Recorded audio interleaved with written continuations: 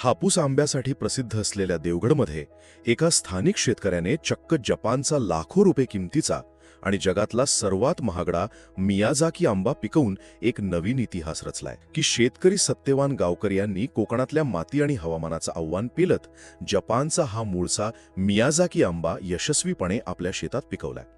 हा आंबा त्याच्या लालसर रंगासाठी, अत्यंत गोड चवीसाठी आणि एक लक्झरी प्रॉडक्ट म्हणून जगभर फेमस आहे. म्हणजे विचार करा, जर हापूस हा फळांचा राजा असेल तर हा लाखोंचा मियाझाकी आंबा फळांचा कोहिनूर आहे असं म्हणायला नक्कीच हरकत नाही, होय ना? या आंब्याची नुसती चर्चाच झाली नाही तर त्याने थेट ग्राहकांना भुरळ घातली. या अनोख्या प्रयोगाची बातमी वाऱ्यासारखी पसरताच फोंडा घाटचे सुनील पटेल, राहुल पटेल आणि सूरज पारकर यांनी थेट गावकर यांच्या शेतात जाऊन या दुर्मिळ आंब्याची पाहणी केली आणि तो जागेवरच विकत घेतला. हा यशस्वी प्रयोग कोकणातल्या शेतीचं भविष्य बदलण्याची ताकद ठेवतो.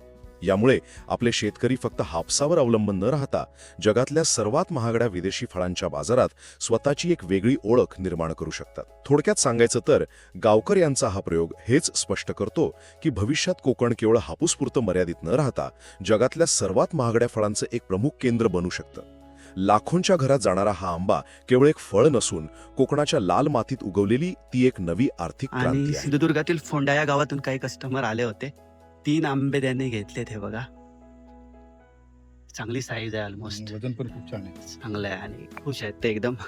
जगातला सगळ्यात एक्सपेन्सिव्ह आंबा म्हटलं तरी चालेल. तर त्यांनी पहिली खरेदी केलेली आहे. हे आयडेंटिफाय झाल्यानंतर बऱ्याच कृषी तज्ज्ञांनी पण भेट दिली होती. आता कसा दिसतोय हा आंबा आणि काय वाटतंय आणि वजन साधारण सांगा तुम्ही? वजन आपण रेग्युलर हापूस आंब्यापेक्षा चांगलंच आहे. तरी बरं. नाहीतरी एक अर्धा किलो तरी असेल, 400 ग्राम ते